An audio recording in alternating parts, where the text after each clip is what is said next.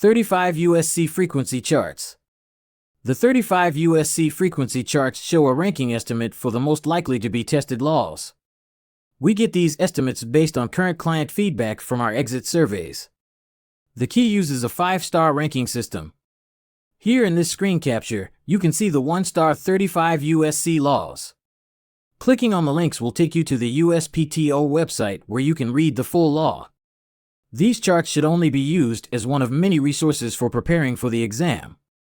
There is no doubt there are questions from other laws on the exam. New questions can be added to the exam at any time, but this should give you a good idea of the most frequently tested laws.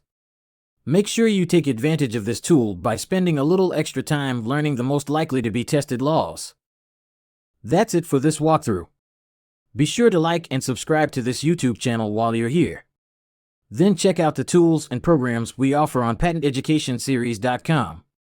Pass the Patent Bar exam and get started on your career in patent law.